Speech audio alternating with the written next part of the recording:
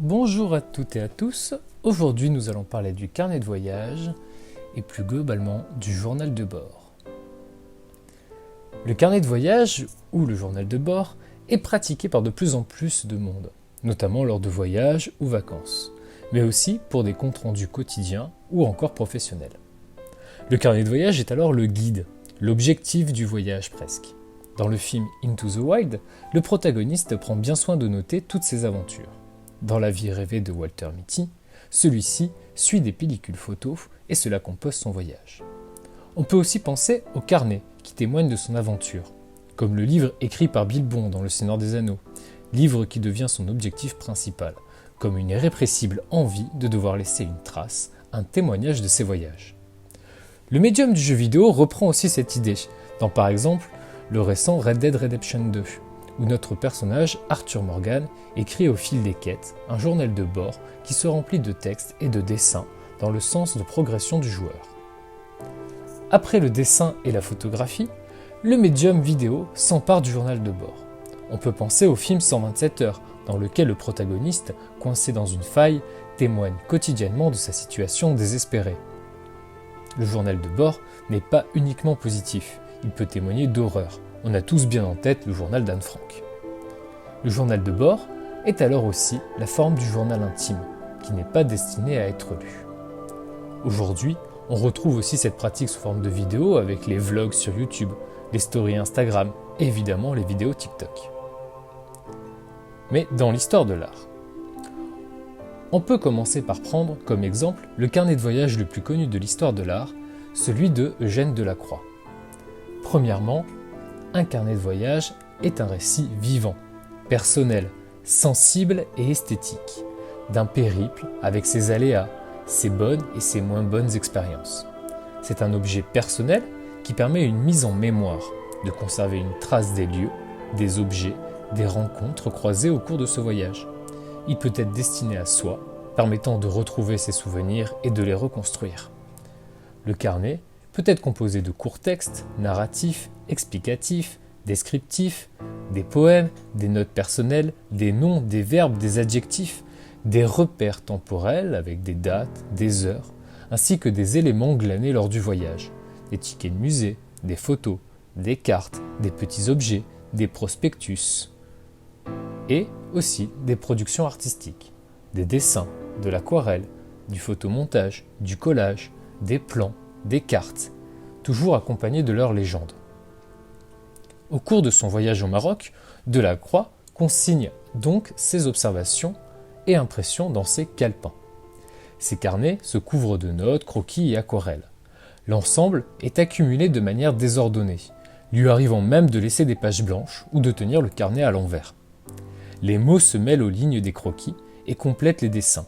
Noms des couleurs, impressions, commentaires. Le soir, il lui arrive de reprendre ses croquis et de les compléter à l'aquarelle. Il y ajoute des compléments, noms des objets, origine des sujets dessinés, etc. Le carnet de voyage est aussi un genre littéraire et plastique qui évoque avant tout le voyage dans son sens le plus large. Voyage réel, voyage intérieur ou imaginaire, exploration d'une terre inconnue ou autre voyage initiatique.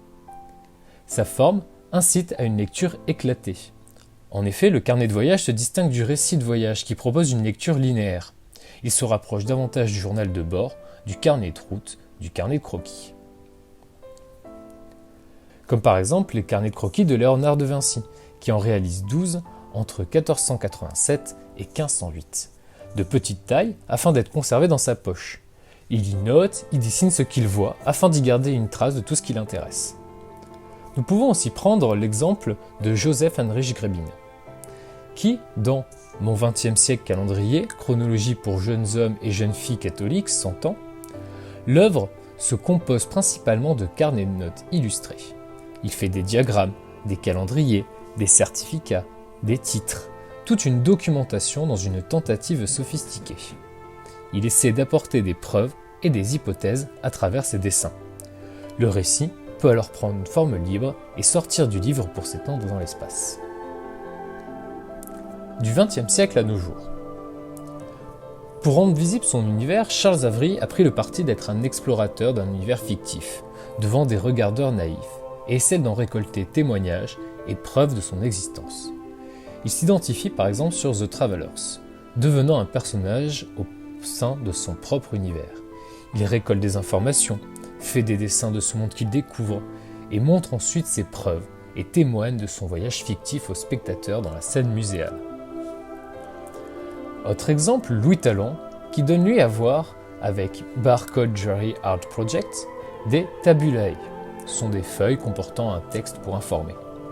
Il montre dans son cas une sorte de journal intime qui mêle souvenirs d'enfance et cartographie de ses voyages à travers le monde. Les mots et les textes deviennent eux-mêmes des îles au sein de ces bandes de papier. La minutie du travail oblige alors le spectateur à coller son visage, son œil sur la surface dessinée et d'errer sur celle-ci. Le trait à l'encre de Chine entretient une délicatesse et transpose automatiquement son travail dans une autre temporalité. Le journal intime semblant être alors celui d'un écrivain du XVe siècle. Dans Et in libertà ego de Mathieu Briand, celui-ci rêve d'un retour à la nature, au naufrage, aux robinsonnades, au rêve de projets pionniers, à un abandon extrême ou au rêve d'un paradis terrestre. Il crée une île, qui est un espace des possibles. C'est un décor à la fois naturel et fictionnel. Il s'amuse à jouer aux pirates, portant un tricorne, ritualise les arrivées de ses comparses. Il fallait rejouer les archétypes, celui de la découverte, se remettre dans la peau d'un colon pour mieux détruire cette image. Tel un capitaine pirate, il va mobiliser des troupes d'artistes reconnus tels que Pierre-Damien Hughes, Thomas Hirschhorn, Damien Ortega, qui vont produire des travaux in situ.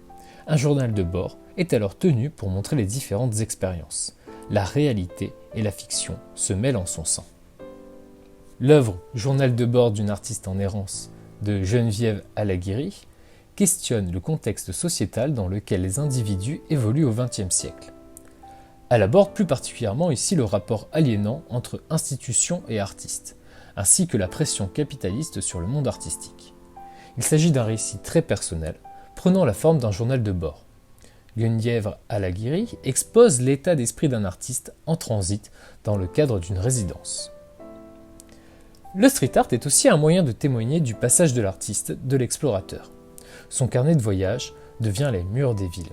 Par exemple, le street artist Invader cartographie chacune de ses interventions sur le territoire et distribue ces mêmes cartes comme témoignage de l'invasion urbaine. Le lecteur cherche alors à refaire le parcours de l'artiste à la recherche des créations murales. La sud-africaine Candice Bretz propose, elle, plutôt une installation vidéo, Love Story. Dans ce travail, l'artiste soulève des questions d'empathie et de solidarité. Le travail est basé sur les histoires personnelles de 6 personnes qui ont fui leur pays d'origine. La grande installation vidéo nous montre 2 acteurs américains, Julianne Moore et Alec Baldwin, dans un montage rapide mis en place au format cinéma, dans lequel ils parlent de fuir la violence, l'injustice, la guerre et les persécutions. En tant que public, nous sommes empathiques avec les 2 acteurs bien connus, même s'ils entrent et sortent de leur rôle et que les histoires ne sont évidemment pas les leurs. En effet, cela témoigne à la place de vrais réfugiés. Le cadre reste lui frontal, comme dans un vlog ou une interview. Le cadre du témoignage a son importance, le cadrage étant la limite de l'image. Il détermine le plan général, d'ensemble, moyen, américain, rapproché, gros plan, très gros plan. Ce qui est dans le cadre est le champ. Hors du champ, c'est le hors-champ. L'angle de vue est tout aussi important. Il est l'endroit dont on voit quelque chose. Si on se retrouve au-dessus du sujet observé, l'angle de vue est en plongée. Au niveau du sujet, l'angle de vue est frontal. En dessous du sujet, l'angle de vue est en contre-plongée. Ainsi, lorsque l'on va témoigner, on va choisir le cadre, l'angle de vue afin d'attester, de donner des preuves tangibles de la réalité, de la vérité ou de la véracité d'une chose, ou encore un autre angle pour exprimer, manifester ou faire connaître et paraître un sentiment. And the message I want you to give to the world is that we refugees are human, like everyone, like every guy and girl living in Germany, but I am Syrian. That's the only difference. Par exemple, Pipilotirist, dans Siroter mon océan, témoigne d'un océan magique dans une vidéo projetée sous la forme de 2 reflets en miroir sur 2 murs adjacents. qui offre une vue kaléidoscopique d'un paradis sous-marin idyllique, avec une séquence fluide d'images oniriques, y compris des gros plans intermittents d'une femme en bikini flottant et nageant à travers les vagues avec des vues de divers objets domestiques coulant sur le fond marin. Autant de traces qui apparaissent au sein de la vie pour raconter son monde fantastique.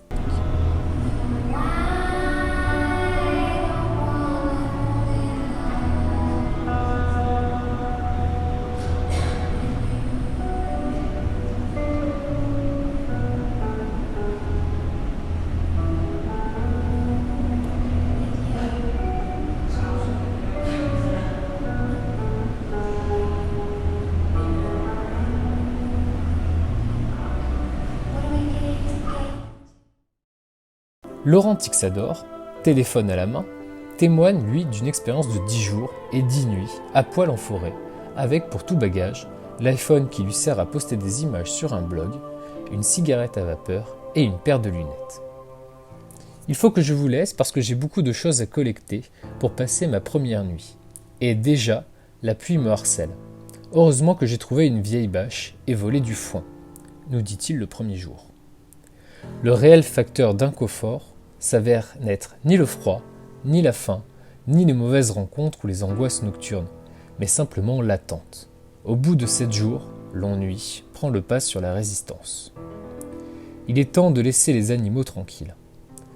L'artiste témoigne de ce voyage immobile qui finalement ne le fera ni se déplacer, ni découvrir quoi que ce soit si ce n'est sa propre solitude.